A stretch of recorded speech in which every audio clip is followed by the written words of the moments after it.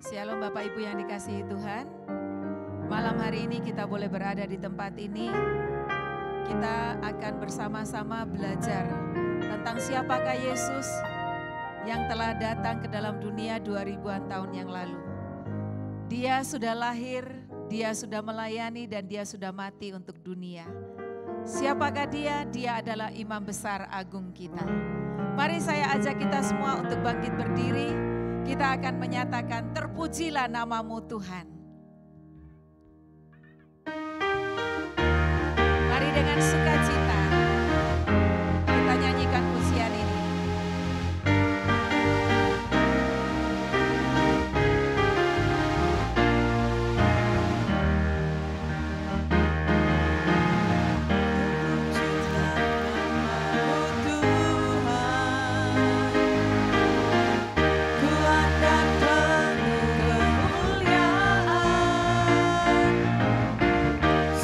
Suara kami nyatakan kebesaran-Mu tetap selamanya. Terpujilah nama-Mu Tuhan, ajaib dan penuh keagungan. Satu hati kami nyatakan kerajaan-Mu kekal selamanya. Oh, oh, oh, oh, Engkaulah Raja atas dunia yang menghancurkan kutuk dan membebaskan jiwa. Kami bersorak, bertepuk tangan. Engkau Tuhan berjaya dan memerintah untuk selamanya. Engkaulah Raja atas dunia yang menghancurkan kutuk dan membebaskan jiwa. Kami bersorak, bertepuk tangan. Engkau Tuhan berjaya dan memerintah untuk selamanya. Engkaulah Raja atas dunia yang menghancurkan kutuk dan membebaskan jiwa. Kami bersorak, bertepuk tangan. Engkau Tuhan berjaya dan memerintah untuk selamanya. Engkau Tuhan berjaya dan memerintah untuk selamanya. Haleluya. Amin. Tuhan Yesus kita, dia memerintah untuk selamanya. Bapak Ibu yang dikasihi Tuhan, di malam Kamis putih yang kita kenal hari-hari ini, dia melakukan sesuatu hal yang luar biasa. Dia yang raja di atas segala raja, dia merendahkan dirinya, membasuh kaki para murid. Dan dia berkata di dalam Yohanes 13 ayat 34, Aku memberikan perintah baru kepada kamu, yaitu supaya kamu saling mengasihi. Sama seperti aku telah mengasihi kamu, demikian pula kamu harus saling mengasihi. Mari kita minta kasih dari surga memenuhi setiap kita. Amin. Kasih dari surga memenuhi, Biarlah kasih itu memenuhi kami. kasih dari Bapa surgawi, kasih dari Yesus mengalir di hatiku, membuat damai di hidupku. Mengalir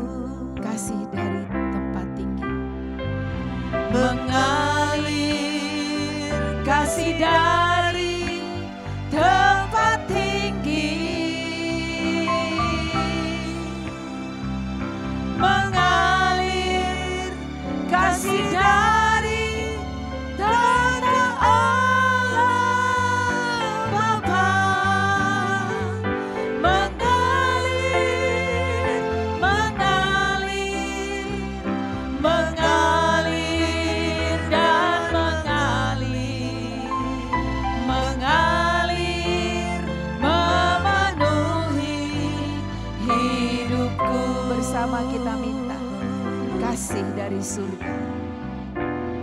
Kasih dari surga memenuhi tempat ini. Kasih dari Bapa surgawi, Kasih dari Yesus. kasih dari Yesus mengalir di hatiku, membuat damai di hidupku. Mengalir kasih dari tempat tinggi, mengalir kasih dari tata Allah Bapa,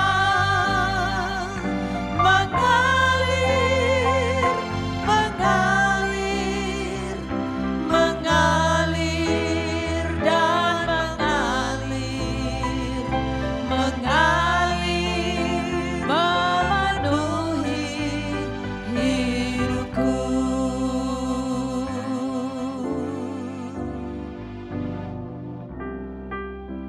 Biarlah sungguh ada kasih Yesus di dalam setiap hati kita.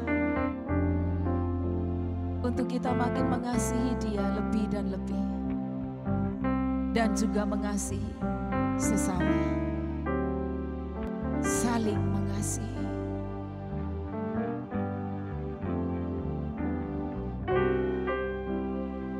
Biarlah kasih-Mu boleh mengalir memenuhi kami ya Tuhan. Terima kasih.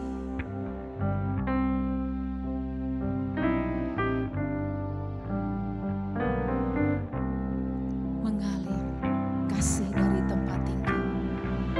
Mengalir kasih dari tempat tinggi,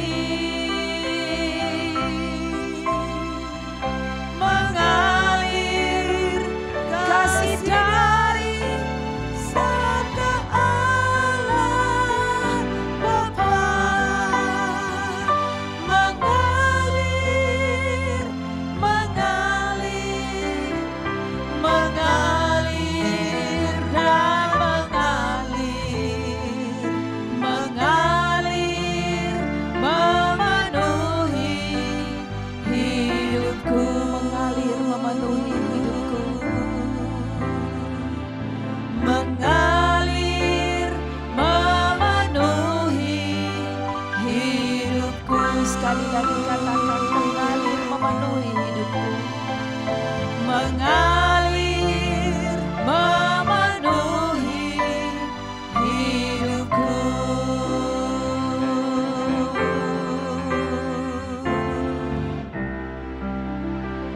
Bapa, terima kasih untuk kasih yang besar yang telah Kau berikan bagi kami. Pada malam hari ini ya Tuhan, sungguh kami merindukan kasih itu ada di dalam setiap hati kami. Untuk kami makin mengasihi Bapa, untuk kami makin mengasihi Tuhan Yesus, untuk kami makin taat kepada tuntunan Roh Kudus. Bapa, bawalah kami semua, sidang jemaat-Mu, baik yang berada di tempat ini maupun yang ada di rumah-rumah, untuk kami boleh mengingat betapa besar kasih Allah bagi kami. Tuhan Yesus, malam ini kami mau belajar tentang Engkau yang adalah imam besar agung kami. Imam besar agung yang kekal sampai saat ini. Mari Roh Kudus, tolong kami untuk mengerti. Tolong kami untuk benar-benar memahami. Dan tolong kami untuk benar-benar mau ikut Engkau. Dari sekarang sampai selama-lamanya. Di dalam nama Tuhan Yesus kami siap belajar. Haleluya. Amin. Silakan duduk Bapak Ibu. Puji Tuhan. Hari ini Kamis yang istimewa ya. Kita dalam rangkaian hari-hari menjelang Paskah ya, biasa disebut ini hari Kamis Putih ya. Jadi hari Kamis ini hari di mana terjadi perjamuan malam terakhir ya. Di situ ada sesuatu yang luar biasa yang Tuhan Yesus lakukan. Ketika dia mengambil roti, dia katakan, inilah tubuhku. Ya. Ini tubuhku yang dipecahkan. Kemudian Tuhan Yesus mengambil anggur dan dia katakan, inilah darahku. Darah perjanjian yang baru yang ditumpahkan untuk pengampunan dosa. Ya, kita hari ini belajar tentang apa yang dikerjakan oleh Tuhan Yesus sebagai seorang imam besar yang kekal. Ya. Nah, bicara tentang ini kita bicara tentang penebusan. Ya. Kita bicara tentang penebusan. Dan kenapa perlu penebusan? Karena ada yang namanya dosa. Bermula di mana? Di Taman Eden. Nah, karena bermula di Taman Eden, kita juga harus kembali ke Taman Eden. Kita lihat ya, Kejadian 3 ayat 21. Apa yang terjadi di situ ketika manusia berbuat dosa? Kejadian 3 ayat 21. Loh, selanjutnya di slide selanjutnya. Sudah ada semua di situ. Iya. Terlihat kan ya? Oke. Dan Tuhan Allah membuat pakaian dari kulit binatang untuk manusia dan untuk istrinya itu. Lalu mengenakannya kepada mereka. Ya. Diberi pakaian dari kulit binatang. Mengapa? Karena manusia ketika dia berdosa, dia malu, dia takut. Karena telanjang, kehilangan kemuliaan Allah yang tadinya melingkupi mereka. Mereka menjadi makhluk yang bercela, berdosa. Maka perlu ditutup. Ya. Menutup itu dalam bahasa Ibraninya kafar. Ya. Dan dari kata menutup ini ada kata pendamaian. Bisa didamaikan dengan Allah ketika dosa itu ditutup. Makanya kalau dalam bahasa Ibrani, orang Yahudi, mereka punya perayaan, punya hari raya yang ditentukan oleh Tuhan juga namanya Yom Kippur, hari pendamaian. Kippur dari kata kafar, menutup. Kok ditutup? Bukannya harus dihapus. Dosanya kok ditutup-tutupi.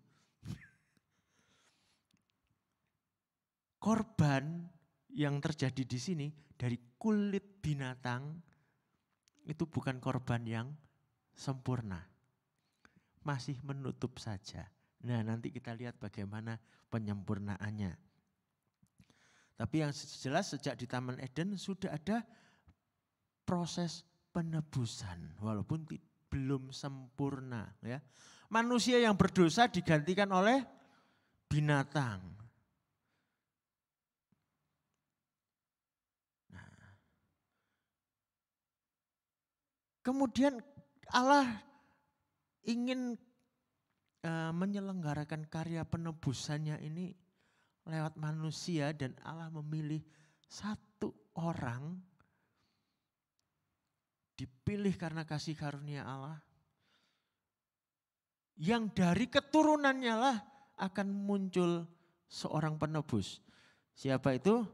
Abraham. Ya, Kejadian 12 ayat 2 sampai 3.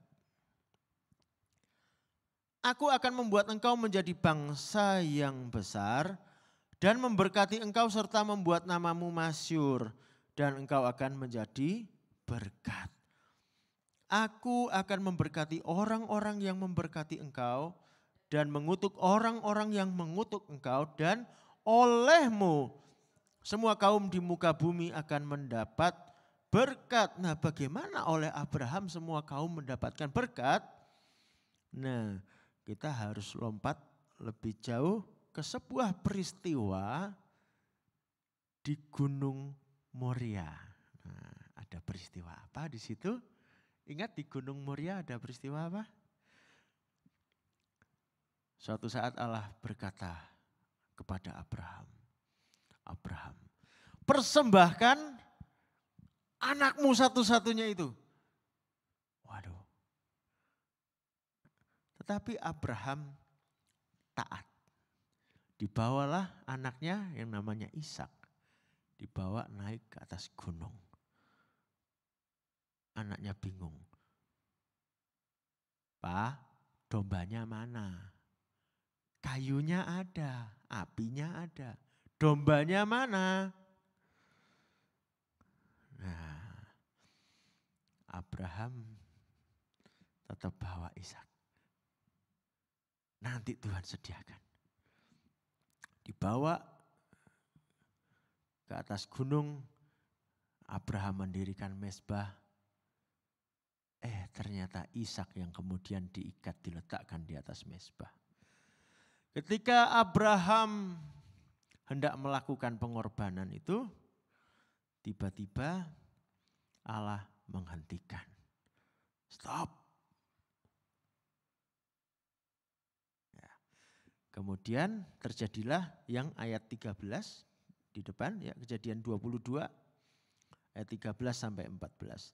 Lalu Abraham menoleh dan melihat seekor domba jantan di belakangnya yang tanduknya tersangkut dalam belukar. Abraham mengambil domba itu lalu mengorbankannya sebagai korban bakaran pengganti anaknya. Ya. Perhatikan itu, pengganti, ada pengganti. Ini Tuhan Allah memberikan suatu simbol, suatu gambaran bahwa manusia itu perlu digantikan. Ada yang menebus.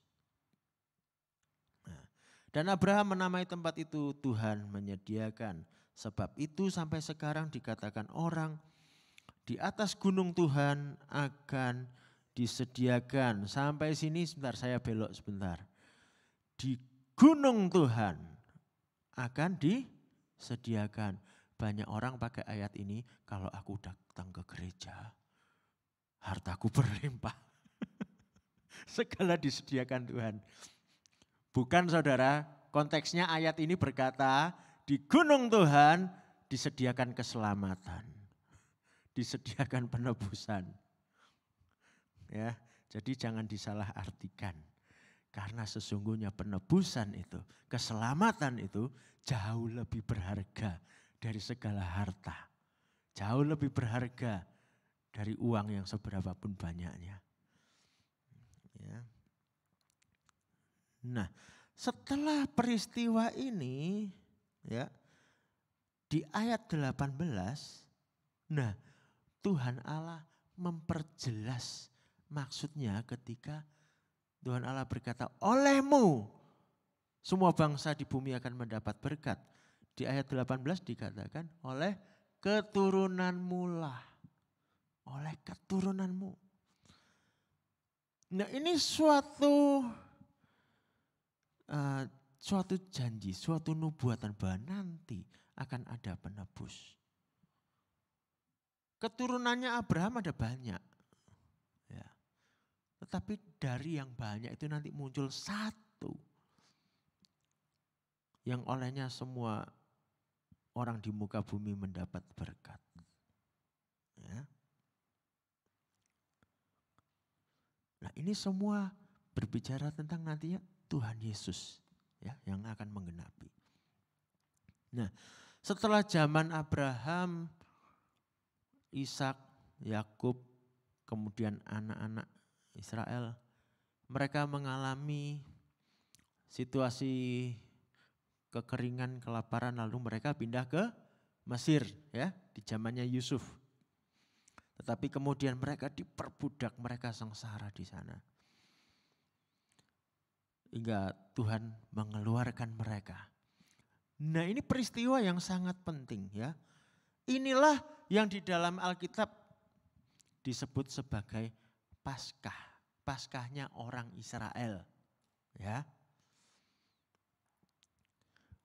Paskahnya orang Israel itu keluarnya Israel dari Mesir.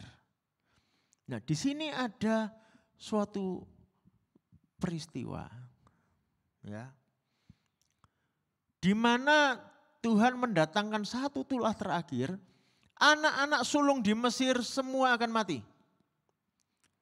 Termasuk anak sulung hewan.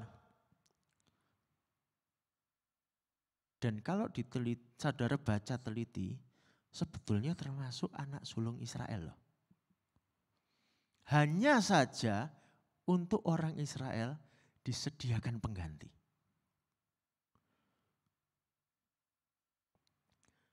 Keluaran 12 ayat 3 sampai 7. Itu yang saya warnai biru, diperhatikan ya. Katakanlah kepada segenap jemaah Israel, pada tanggal 10 bulan ini diambillah oleh masing-masing seekor anak domba menurut kaum keluarga, seekor anak domba untuk tiap-tiap rumah tangga. Tanggal berapa? 10 ya, perhatikan ya. Itu tanggal 10 bulan Nisan ya. Tanggalannya orang Yahudi, bukan tanggalan kita. Nah, lanjut ayat 4. Tetapi jika rumah tangga itu terlalu kecil jumlahnya untuk mengambil seekor anak domba, maka ia bersama-sama dengan tetangganya yang terdekat ke rumahnya haruslah mengambil seekor menurut jumlah jiwa. Tentang anak domba itu kamu buatlah perkiraan menurut keperluan tiap-tiap orang. Ayat 5. Anak dombamu itu harus jantan, tidak bercela. Berumur setahun kamu boleh ambil domba atau kambing. Kamu harus mengurungnya sampai hari yang ke-14 bulan itu. Dikurung sampai tanggal berapa? 14. Disiapkan tanggal 10. Diingat-ingat ya. Lalu seluruh jemaah Israel yang berkumpul harus menyembelihnya pada waktu senja. Oke. Ayat 7. Kemudian dari darahnya haruslah diambil sedikit dan dibubuhkan pada kedua tiang pintu dan pada ambang atas, pada rumah-rumah di mana orang memakannya. Ya. Inilah peristiwa Paskah keluaran. Ada domba yang dikorbankan. Disiapkan tanggal 10, disembelih, dikorbankan pada tanggal 14. Tuhan Yesus disalib kapan? Hari Jumat. Ya. Dan di Alkitab dikatakan itu persiapan Paskah. Ya. Berarti tanggal Jumat itu tanggal 14. Kita hitung mundur. Kamis tanggal 13. Rabu 12. Selasa 11. Senin 10. Ya. Tuhan Yesus masuk di hari Minggu. Kalau ngitung tanggalannya orang Yahudi beda kayak kita. Tapi ya. Saya lupa jelaskan tadi. Jumat itu tanggal 14 mulainya dari malam Jumat. Malam sebelum Jumatnya kita. Ya. Kalau tanggalan kita Kamis malam. Itu mulai tanggal 14. Nah kalau dihitung mundur Tuhan Yesus masuk hari Minggu itu. Masuk ke Yerusalem. Ya itulah hari persiapannya. Tanggal 10. Tuhan Yesus menggenapi apa yang terjadi sebelumnya. Gambaran itu digenapi, disempurnakan di dalam Tuhan Yesus. Ya.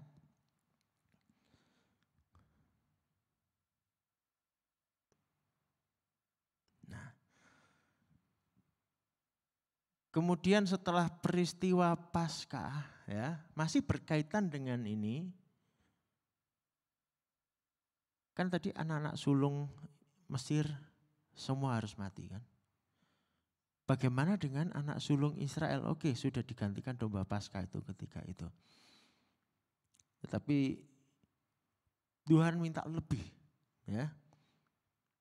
Coba lihat Bilangan 3, 12 sampai 13.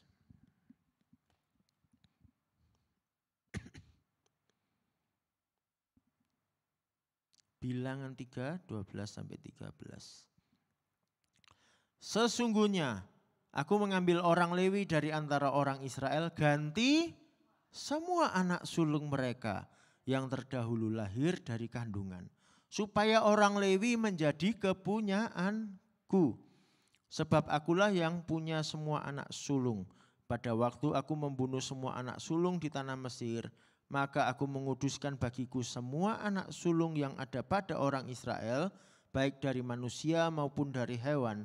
Semuanya itu kepunyaanku, akulah Tuhan. Semua anak sulung Israel itu dikhususkan, dikuduskan untuk Tuhan. Berarti seharusnya dari setiap suku Israel, kalau ada anak sulung lahir, itu diserahkan untuk melayani Tuhan. Tentu saja bukan dikorbankan, disembelih seperti domba, tetapi diserahkan untuk melayani Tuhan. Tetapi di sini ada, sekali lagi ada penggantian. Ya. Suku Lewi dipilih menggantikan anak-anak sulung Israel itu. Jadi orang-orang Lewi lah yang dikhususkan untuk melayani pekerjaan Tuhan. Nah, dari Lewi inilah nanti muncul imam-imam ya. Nah, jadi kita lihat Lewi itu dikhususkan untuk melayani Tuhan di kemah pertemuan. Lalu juga mereka itu disebar di antara orang Israel, di antara suku-suku Israel. Mereka diberi kota-kota di tiap suku Israel. Tinggal di situ untuk apa? Mengajarkan. Mengajarkan firman Tuhan, hukum-hukum Tuhan. Itu tugasnya orang Lewi, melayani Tuhan. Di antara mereka ada Harun dan keturunannya. Nah, mereka ini yang dikhususkan menjadi imam, mereka yang melayani dalam penyelenggaraan ibadah. Ya. Yang menyembelih korban dan lain sebagainya, itu para imam. Di antara para imam itu ada yang namanya imam besar. Ya, pada mulanya adalah Harun, ya, kemudian dilanjutkan oleh keturunannya. Nah, imam besar ini kepalanya para imam, dia bersyafaat bagi umat. Ya. Nah, imam itu ketika dia menghadap Tuhan, bersyafaat bagi umat, pakaiannya khusus saudara. Di bagian dadanya ada 12 batu, ya, ada 12 permata. Dan di 12 batu permata itu masing-masing dituliskan nama tiap suku Israel di dada. Lalu juga di bahu, ada tutup bahunya di sini dan di sini. Masing-masing kiri dan kanan ada 6 batu, bertuliskan nama orang Israel. Di pundak dan di dada. Artinya apa? Dia datang kepada Tuhan, membawa segenap umat Israel, memohon belas kasihan Tuhan, memohon pengampunan daripada Tuhan. Dia harus menanggung beban seluruh umat. dan datang menghadap Tuhan. Itulah yang dilakukan seorang imam besar, terutama pada hari yang saya sebutkan tadi, hari raya pendamaian. Nah, hari raya pendamaian ini menarik saudara, ya. Soalnya ada korban khusus pada hari raya pendamaian. Ya. Pada hari itu harus disediakan 2 ekor kambing jantan. Ya. Kita baca Imamat 16 ayat 7 sampai 10. Kita baca dulu lalu nanti saya jelaskan. Oke. Ia harus mengambil kedua ekor kambing jantan itu dan menempatkannya di hadapan Tuhan di depan pintu kemah pertemuan. Dan harus membuang undi atas kedua kambing jantan itu, sebuah undi bagi Tuhan dan sebuah bagi Azazel. Ya. Apa itu Azazel nanti saya jelaskan ya. Ayat 9. Lalu Harun harus mempersembahkan kambing jantan yang kena undi bagi Tuhan itu dan mengolahnya sebagai korban penghapus dosa. Oke. Yang satu disembelih, dikorbankan. Ayat 10. Tetapi kambing jantan yang kena undi bagi Azazel harus ditempatkan hidup-hidup di hadapan Tuhan untuk mengadakan pendamaian. Lalu dilepaskan bagi Azazel ke padang gurun. Bagaimana melepaskannya ke padang gurun? Kita lihat ayat 21 sampai 22. Dan Harun harus meletakkan kedua tangannya ke atas kepala kambing jantan yang hidup itu dan mengakui di atas kepala kambing itu segala kesalahan orang Israel dan segala pelanggaran mereka. Apapun juga dosa mereka, ia harus menanggungkan semuanya itu ke atas kepala kambing jantan itu dan kemudian melepaskannya ke padang gurun dengan perantaraan seseorang yang sudah siap sedia untuk itu. Ayat 22. Demikianlah kambing jantan itu harus mengangkut segala kesalahan Israel ke tanah yang tandus dan kambing itu harus dilepaskan di padang gurun. Oke. Nah, saya jelaskan ya. Kalau didengar kelihatannya agak aneh gitu. Ngapain kambing dilepaskan di padang gurun? Udah gitu dosanya seluruh umat ditanggungkan atasnya lagi. Gitu ya. Kasihan juga ya.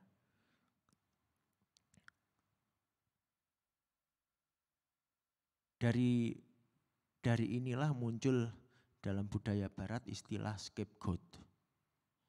Atau kalau bahasa kita kambing hitam. Kambingnya salah apa sih? Enggak salah apa-apa. Tapi harus nanggung kesalahannya seluruh umat. Ya, kita lihat, saya jelaskan dulu tentang Azazel selanjutnya. Ya. Azazel itu apa sih? Kalau kita lihat kata Azazel itu dari kata es dan azal. Kambing yang diusir. Itu Azazel. Kalau dari sisi tata bahasa itu artinya kambing yang diusir. Tapi kalau kita baca tadi ya itu kan kayak nama ya, nama sebuah pribadi. Nama siapa sih gini loh. Dalam bahasa, dalam budaya daerah itu yang kuno banget ya. Bahkan sebelum Israel itu ada sebutan bagi sebuah dewa nama dewa kekacauan. Disebutnya Azazel.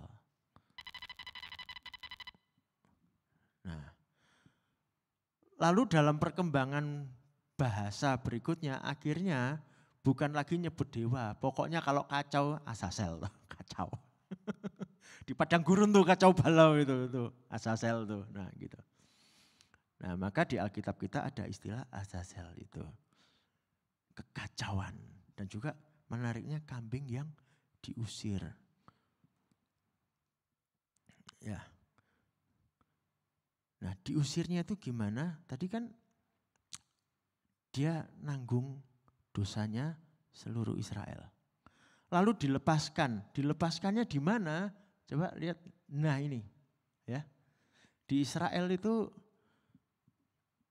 di sebelah selatan Yerusalem itu ada begini.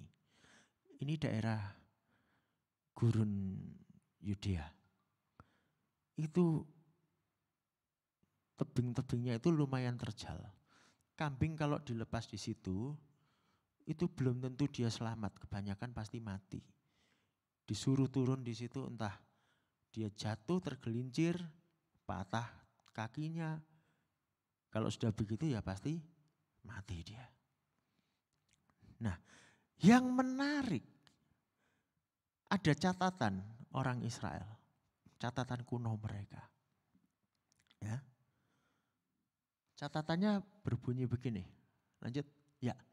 Di catatan yang namanya Misnah di situ dikatakan bahwa kambing itu dipaksa menuruni tebing curam hingga kaki-kakinya patah, maka dia akan mati. Nah, di dalam catatan yang namanya Talmud dikisahkan lebih detail.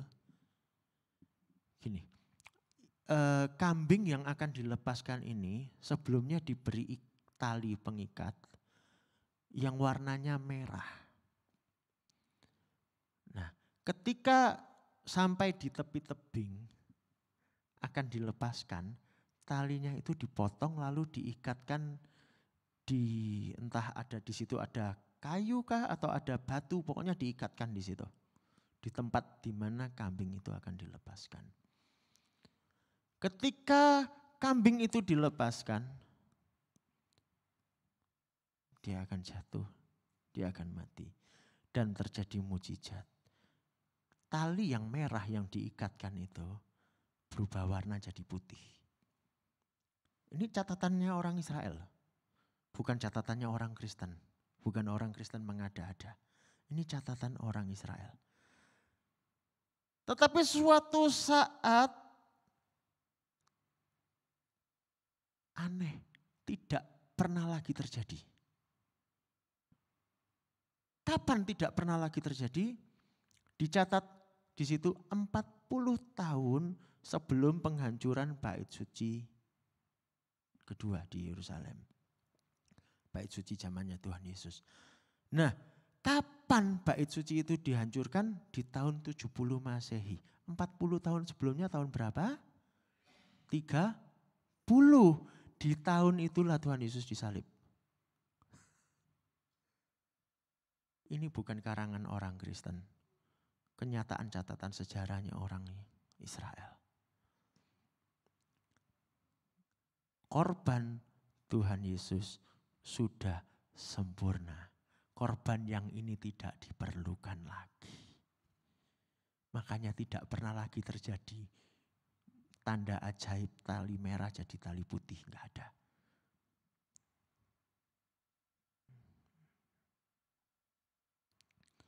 Nah, itu yang dilakukan imam besar di hari raya pendamaian.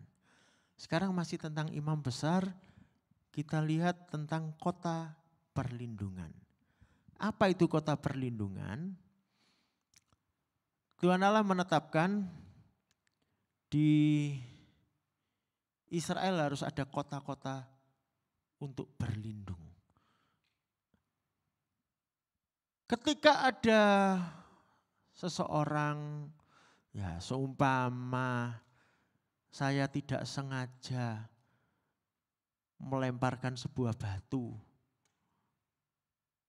terus batunya kena kepala orang, orangnya mati. Waduh, gimana dong? Gak sengaja, tapi orangnya mati. Menurut hukum Taurat, gigi ganti gigi. Kalau membunuh orang ya harus mati. Waduh, gimana? Maka saya harus lari, saudara. Supaya selamat saya harus lari ke kota perlindungan. Setelah sampai di situ, maka nanti akan dilakukan pengadilan, dicek. Benar nggak sengaja kah? Atau memang sengaja? Nah, pokoknya dilakukanlah persidangan. Dan ketika ternyata itu sebuah ketidaksengajaan, nggak sengaja menjatuhkan batu dari atas, jatuhkan genteng dari atas. Kena orang mati, oke. Gimana ini? Ketentuannya orang itu boleh berlindung di kota itu selama dia di kota itu dia aman. Kita baca di situ ayat 25 dan 28 ya. Bilangan 35 ayat 25 dan 28. Dan haruslah rapat umat membebaskan pembunuh dari tangan penuntut darah. Dan haruslah rapat umat mengembalikan dia ke kota perlindungan ke tempat ia telah melarikan diri. Disitulah ia harus tinggal sampai apa? Matinya imam besar yang telah diurapi dengan minyak yang kudus. Sampai matinya imam besar. Ya, ayat 28. Sebab pembunuh itu wajib tinggal di kota perlindungan sampai matinya imam besar. Tetapi sesudah matinya imam besar, bolehlah pembunuh itu kembali ke tanah kepunyaannya sendiri. Harusnya dia yang mati. Tapi imam besarnya yang mati buat dia. Ketika imam besarnya mati, dia bebas. Cuman di sini imam besarnya bukan mengorbankan diri sih. Ditunggu sampai mati sematinya dia gitu ya. Nah, inilah bedanya dengan Tuhan Yesus. Nah, sekarang kita sampai pada Tuhan Yesus.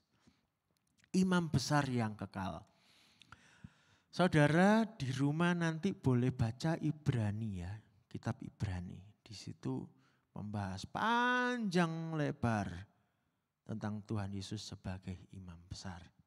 Di sini saya cuplik sedikit-sedikit yang penting-penting saja. Ibrani 7 ayat 23 sampai 25 berkata, dan dalam jumlah yang besar mereka telah menjadi imam karena mereka dicegah oleh maut untuk tetap menjabat imam. Ini maksudnya imam-imam dari suku Lewi. Ya, jumlahnya banyak tentu selama ribuan tahun itu. Tetapi semuanya kan pasti mati. Jadi mereka nggak bisa terjadi imam selamanya karena mati. Ayat 24, tetapi karena ia tetap selama-lamanya, maksudnya Tuhan Yesus, imamatnya tidak dapat beralih kepada orang lain. Karena itu ia sanggup juga menyelamatkan dengan sempurna semua orang yang oleh dia datang kepada Allah. Sebab ia hidup senantiasa untuk menjadi pengantara mereka. Inilah ya, sempurna. Bukan lagi sekedar ditutupi, tapi dihapus, saudara. Kita disucikan ya.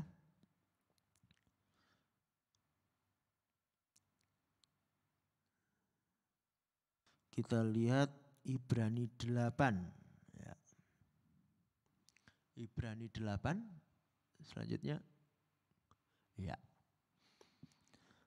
Inti segala yang kita bicarakan itu ialah kita mempunyai imam besar yang demikian, yang duduk di sebelah kanan tahta yang maha besar di surga. Dan yang melayani ibadah di tempat kudus, yaitu di dalam kemah sejati. Yang didirikan oleh Tuhan dan bukan oleh manusia. Artinya Tuhan Yesus sekarang menjadi imam besar bagi kita yang kekal di mana? Di sebelah kanan tahta Allah, di surga. Nah. Imam itu katanya dari suku Lewi. Lah Tuhan Yesus dari suku apa? Ayo, Tuhan Yesus dari suku apa? Kaleb, Tuhan Yesus suku apa? Gak tahu. Suku apa yo?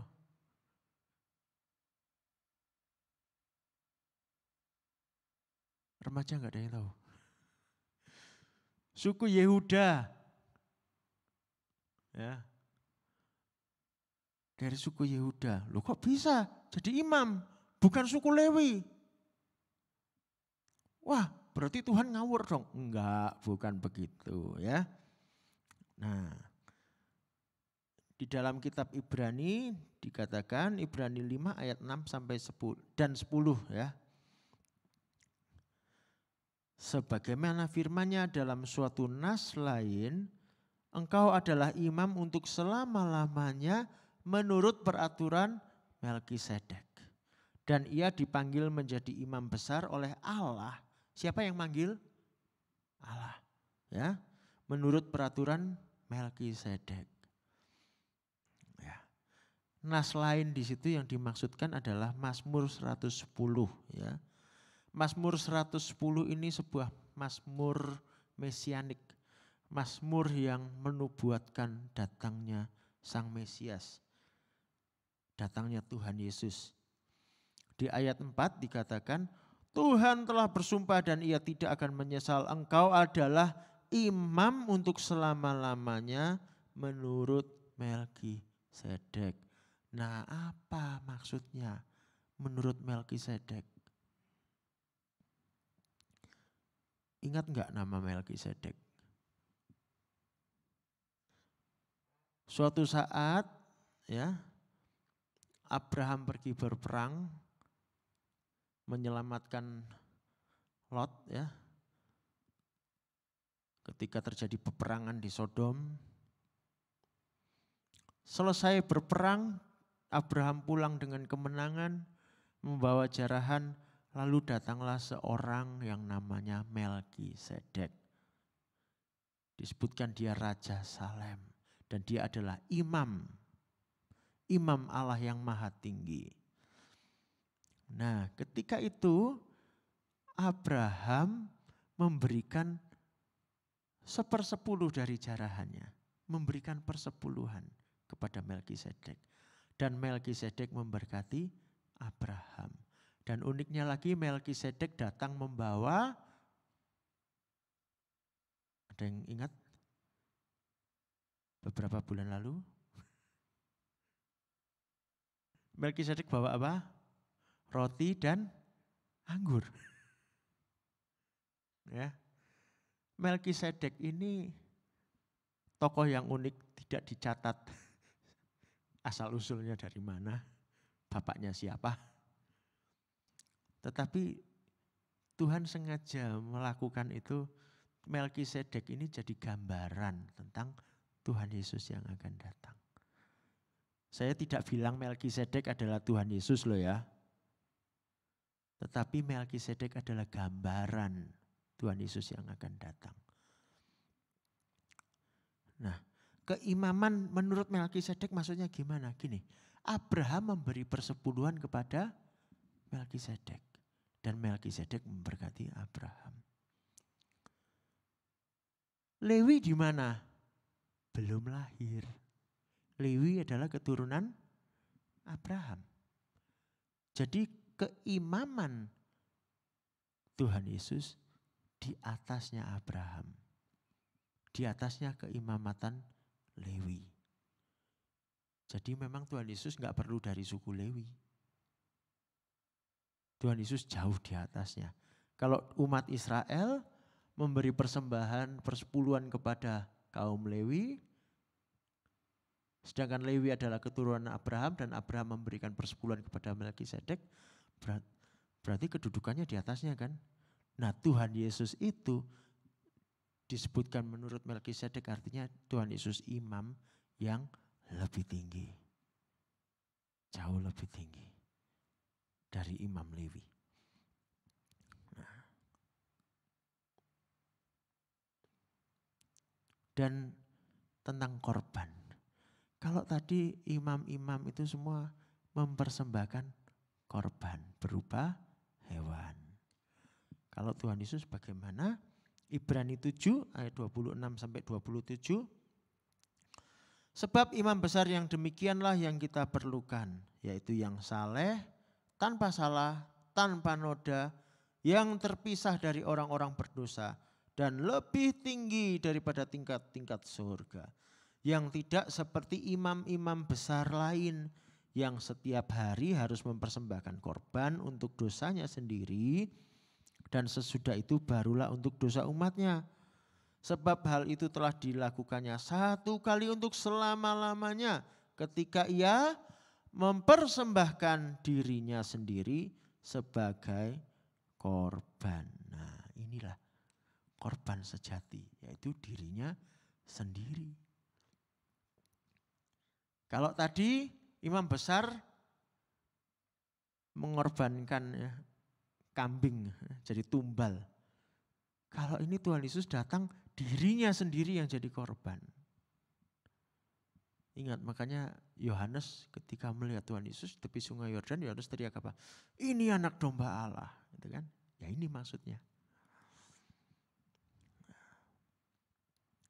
Dan Tuhan Yesus dengan korbannya yang sejati itu membukakan jalan untuk kita.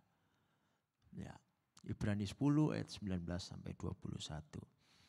Jadi saudara-saudara, oleh darah Yesus kita sekarang penuh keberanian dapat masuk ke dalam tempat kudus karena ia telah membuka jalan yang baru dan yang hidup bagi kita melalui tabir, yaitu dirinya sendiri.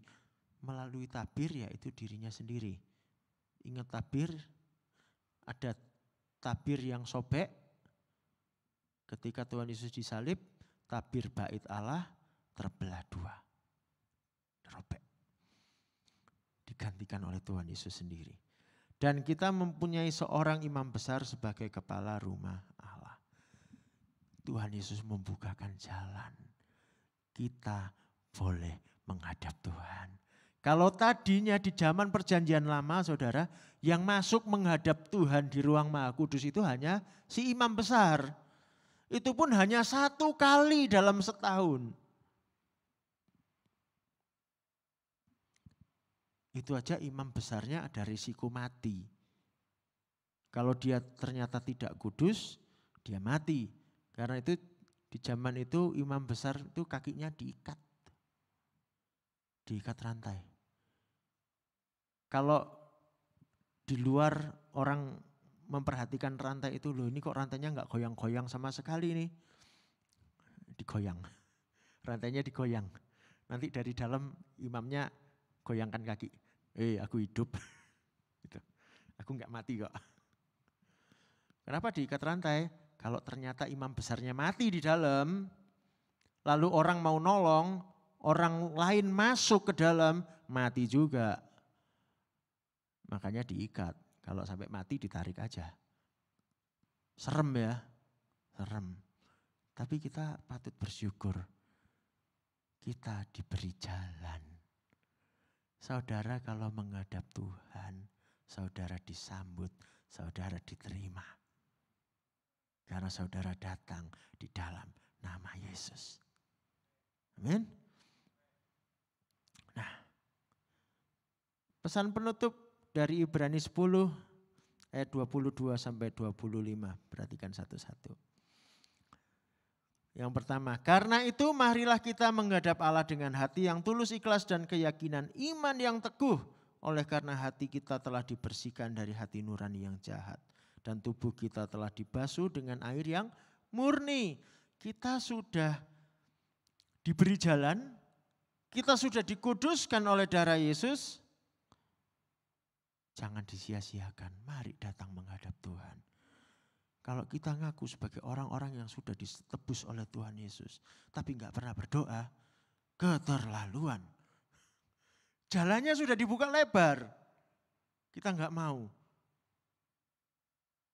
Jangan sampai ya, mari menghadap Allah dengan iman.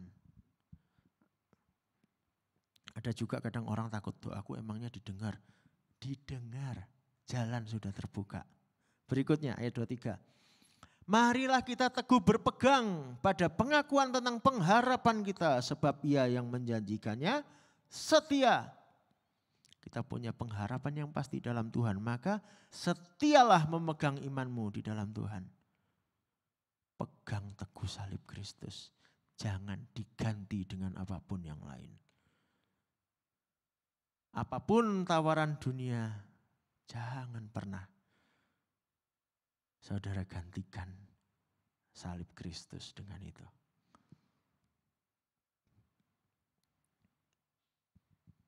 Kemudian ayat 24. Dan marilah kita saling memperhatikan supaya kita saling mendorong dalam kasih dan dalam pekerjaan baik.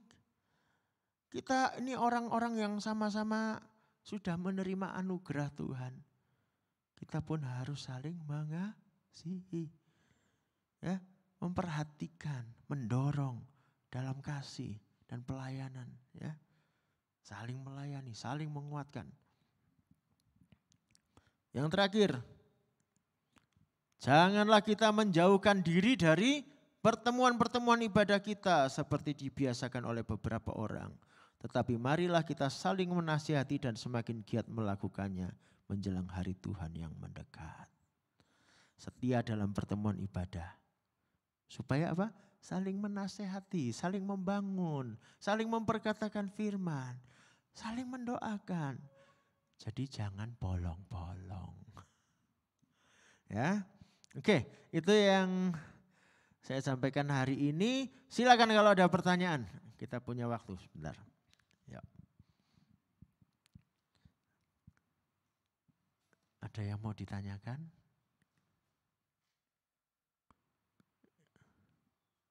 Ini tadi cukup banyak hal yang disampaikan. Ayatnya sepotong-sepotong. Mungkin ada yang kurang jelas.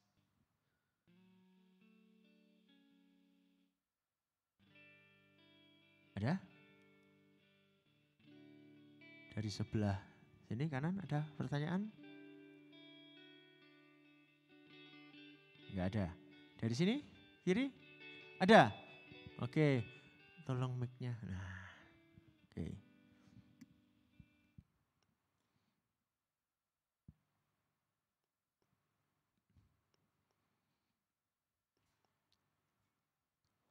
Bisa? Tes? Oh, belum nyala.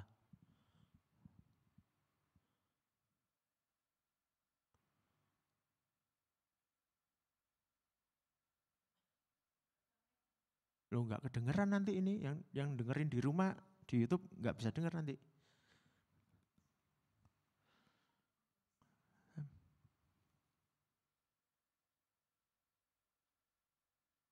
Oke, mungkin mic satunya bisa.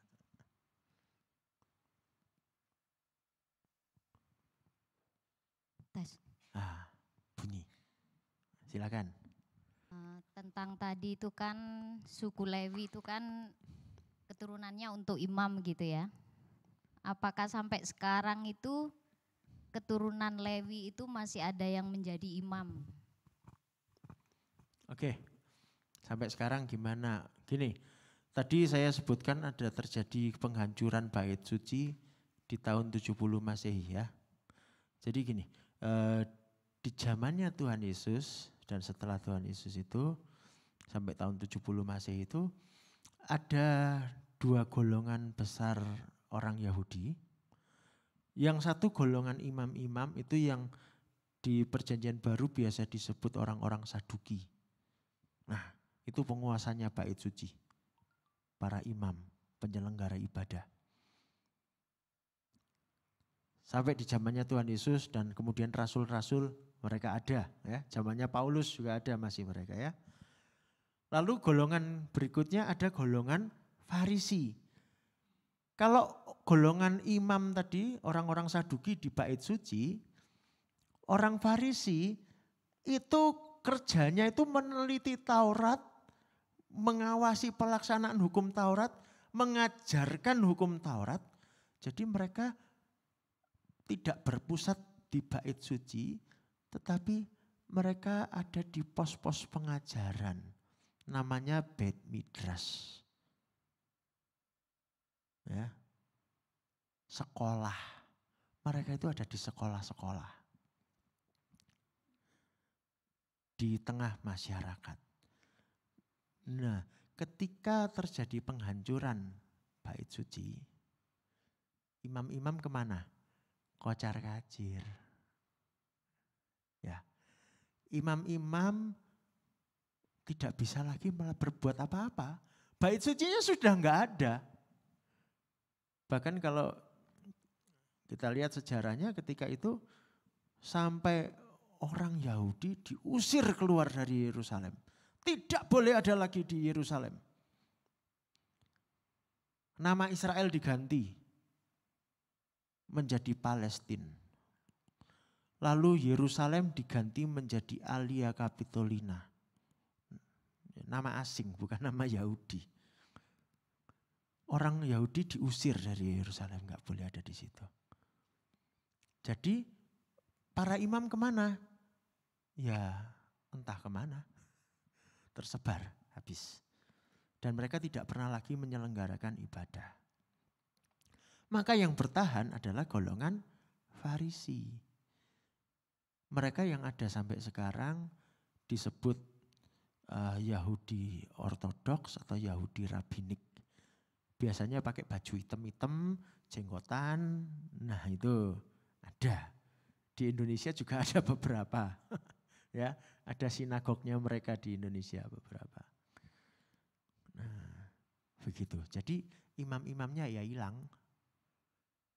Dan orang Israel sampai sekarang tidak melakukan persembahan korban apa enggak ada. Karena buat mereka bait sucinya sudah runtuh. Mau persembahkan korban di mana? Enggak ada. Yang masih mempersembahkan korban itu orang Samaria. Komunitas Samaria, tapi mereka itu kecil sekali, minor sekali. Di Gunung Gerizim. Itu sampai sekarang mereka masih lakukan, tapi ya cuman sedikit. Kalau enggak salah terakhir saya dengar cuman tinggal sekitar 500 kakak orang-orang Samaria itu. Itu pun juga bukan dari suku Lewi. Ya, begitu. Jelas ya? Oke. Dan itu juga sebetulnya enggak penting lagi sih buat kita apalagi ya. Sebentar. Imam besarnya Tuhan Yesus. Imam-imam yang lainnya siapa dong? Siapa imam-imam? Orang percaya loh. Kita ini loh. Masing-masing kita ini imam. Bukan pendeta, bukan. Kita semua. Kita ini imam. Amulah imamat yang rajani. Ya, ingat ayat itu ya. Nah, gitu. Oke, ada pertanyaan lain lagi?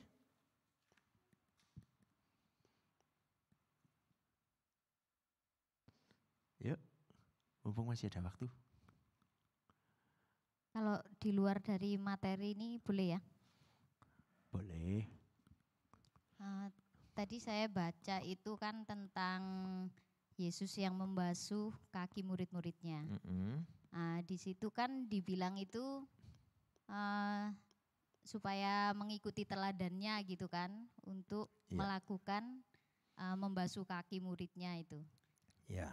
Yang saya tanya itu kenapa enggak ada, maksudnya tradisi seperti perjamuan itu kan diikutin gitu ya. Kalau membasuh kaki itu kenapa enggak ada gitu? Oke, kita baca ya.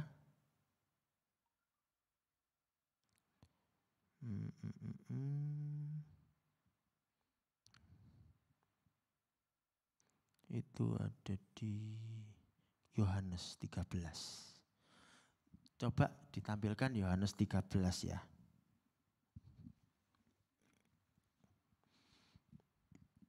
Yesus membasuh kaki murid-muridnya.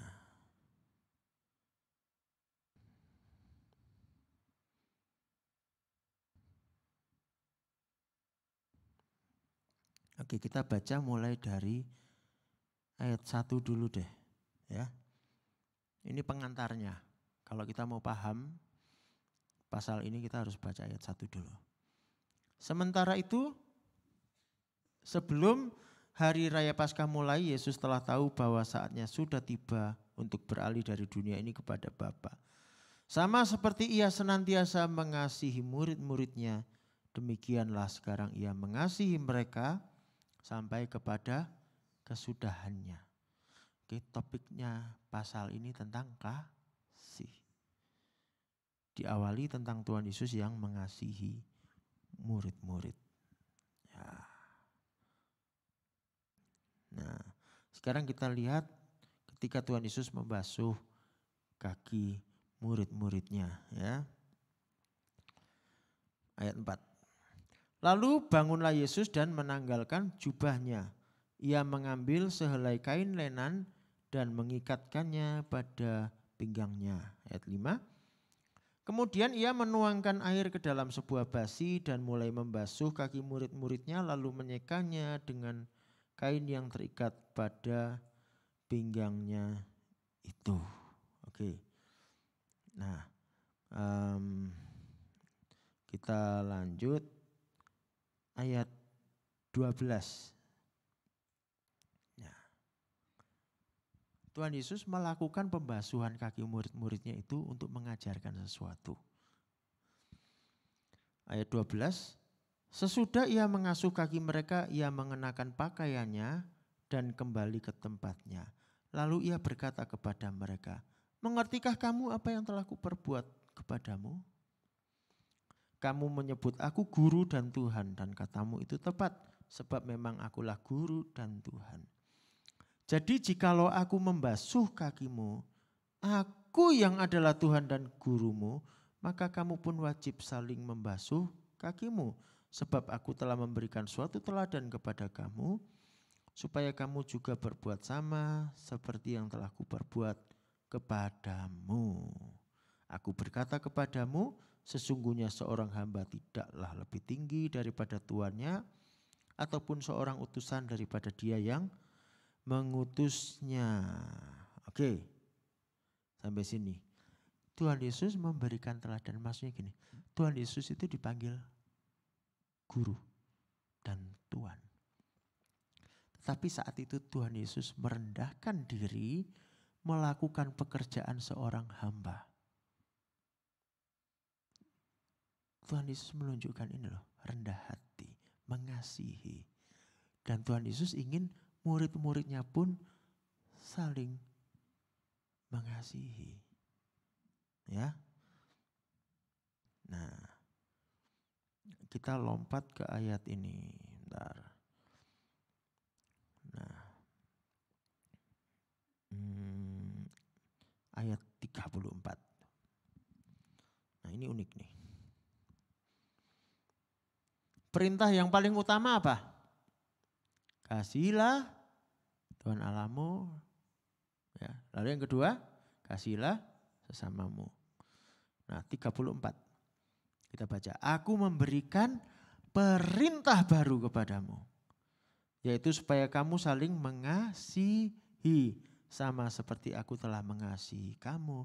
Demikian pula kamu harus saling mengasihi. Dengan demikian semua orang akan tahu bahwa kamu adalah murid-muridku, yaitu jikalau kamu saling mengasihi. Ini loh maknanya pembasuhan kaki itu. Saling mengasihi, saling merendahkan diri, melayani satu sama lain. Ya, karena ya di antara para murid itu loh, seringkali mereka itu gegeran, ya berantem. Berantemnya apa?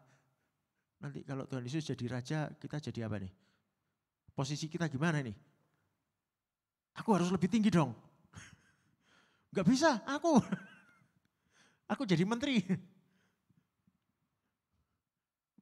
Mereka suka berebut seperti itu karena mereka belum paham.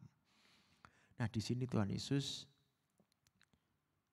mengajarkan kepada mereka suatu teladan. Sebetulnya itu suatu simbol. Ya. Nah,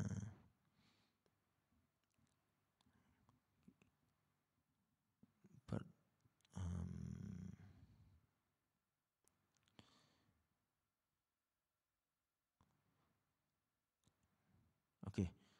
Nah, jadi itu simbol teladan untuk mengajarkan kepada murid-muridnya saling mengasihi. Apa bedanya dengan perjamuan suci? Ya. Perjamuan suci itu sesuatu yang Tuhan Yesus dengan tegas katakan, perbuatlah ini setiap kali kamu mengingat akan aku. Karena perjamuan suci itu sebetulnya seperti kredo buat kita. Pengakuan iman kita ini loh, roti yang dipecahkan, tubuh Kristus yang dipecahkan untuk aku. Ini loh anggur, darah Kristus yang dicurahkan untuk aku. Tuhan Yesus katakan, perbuatlah ini setiap kali engkau mengingat aku, menjadi kesaksian akan aku. Fungsinya beda ya dengan yang tadi, membasuh kaki. Makanya gereja selalu melakukan perjamuan suci. Tuh. Melakukan pembasuhan kaki boleh? Boleh, ada yang melakukannya, enggak dilarang. Tapi juga bukan sebuah keharusan, karena itu bukan sesuatu yang diperintahkan untuk dilakukan terus-menerus. Oke, jelas ya? Oke. Ada lagi yang lain? Mungkin 1-2 lagi? Boleh?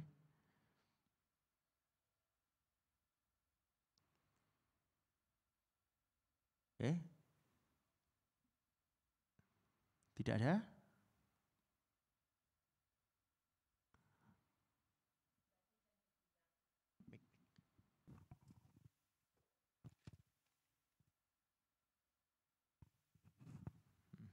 Tadi kan dibilang bahwa Tuhan Yesus itu adalah imam besar kita kan ya.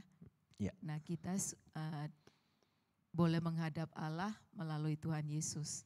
Nah sekarang mungkin perlu dijelaskan apa sih fungsinya Tuhan Yesus sekarang sebagai imam besar? Apa yang dikerjakannya sekarang? Apa yang dikerjakannya? Oke, tadi bentar di slide nomor berapa ya?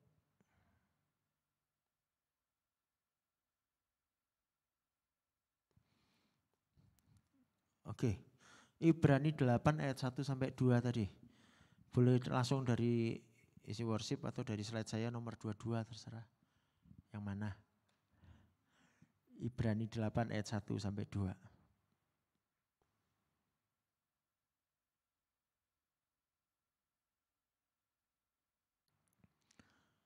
Oke. Inti segala yang kita bicarakan itu ialah kita mempunyai imam besar yang demikian, yang duduk di sebelah kanan tahta yang maha besar di surga, dan yang apa? Baca sama-sama, melayani ibadah di tempat kudus, yaitu di dalam kemah sejati yang didirikan oleh Tuhan dan bukan oleh manusia. Melayani. Ada ibadah apa? Doa. Tugasnya imam itu apa sih? Bersyafaat. Tuhan Yesus sampai sekarang berdoa di hadapan Bapa. Doa buat siapa kira-kira? Buat kita.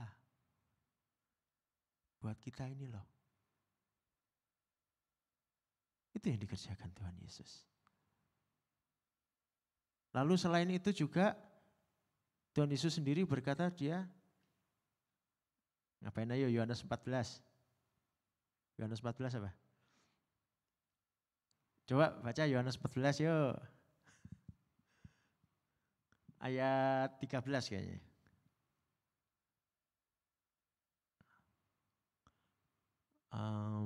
Oh bukan itu, sebentar saya cari ayatnya.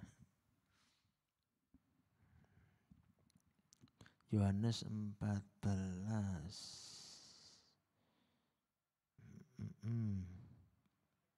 Oh ya ayat 3 ya. Ayat 2 ya. Di rumah Bapakku banyak tempat tinggal. Jika tidak demikian, tentu aku mengatakannya kepadamu. Sebab aku pergi ke situ untuk menyediakan tempat bagimu. Tuhan Yesus sang imam besar, dia tidak hanya bersyafaat, dia menyediakan tempat bagimu. Rumahku ada di dalam surga. Di surga sana. Tuhan Yesus siapkan tempat buat kita. Kayak apa tempatnya nggak tahu. Saya soalnya belum ke sana. Itulah yang dikerjakan Tuhan Yesus. Ya. Oke. Oke, saya rasa cukup dulu. Sekian. Mari kita renungkan firman Tuhan ini, kita ambil waktu sejenak ya. Kita menghormati Dia, Sang Imam Besar Agung kita. Kita menghargai pengorbanannya. Bahkan kita perlu menghargai pelayanannya yang terus dia lakukan sampai sekarang menopang kita. Mari kita naikkan rasa hormat kita kepada dia. Ku sanjung kau di tempat tinggi, sebab engkau Imam besar agung. Ku sanjung kau lebih dari yang lain,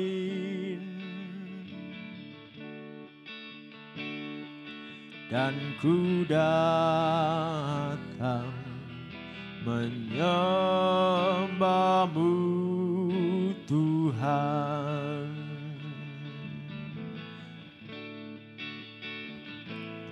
Ku sanjung kau di tempat tinggi, sebab engkau Imam besar agung. Ku sanjung kau lebih dari yang lain,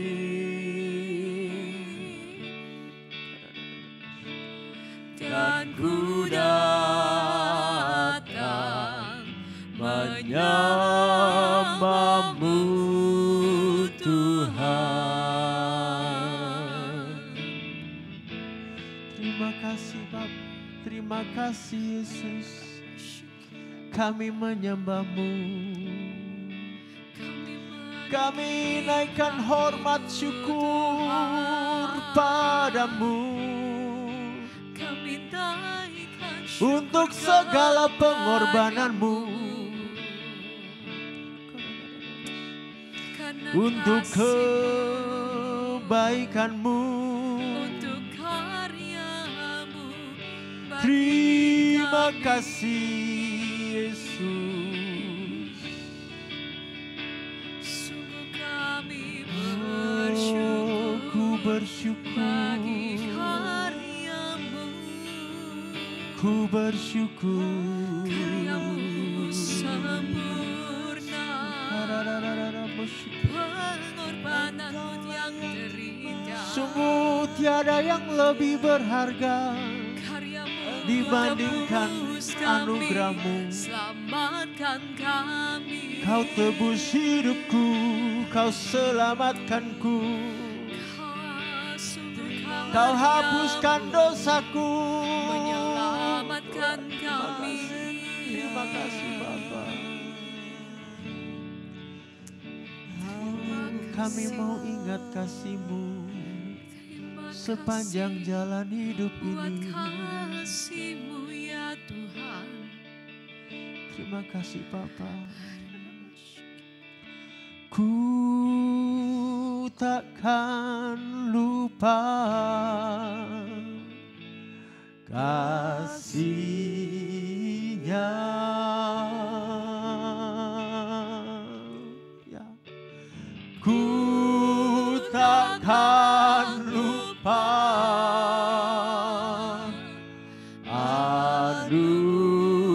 anugerah-Nya. Dia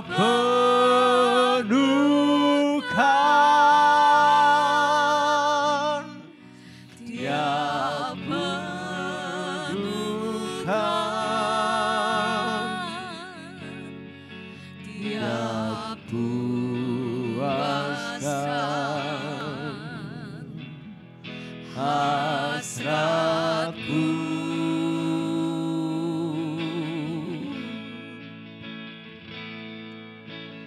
Besar kasih Allah pada kita. Ingat kasih-Nya, Ingat kasih-Nya, ingat kebaikan-Nya.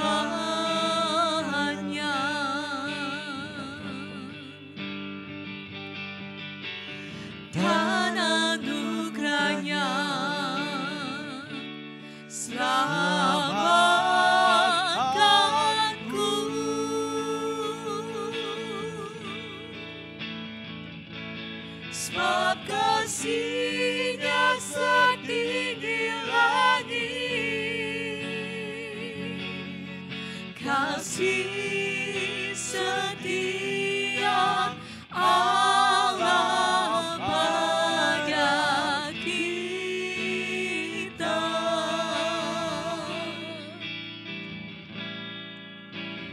Besar kasih Allah pada kita.